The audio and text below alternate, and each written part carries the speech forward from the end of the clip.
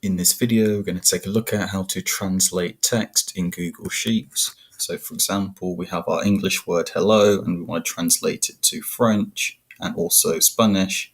All we'll do is type equals Google Translate, and then we'll select the text that we want to translate, comma, and then in quotes we'll just put EN because it's English, quote, comma, quote, and then the destination language, which is FR for French, and then click enter.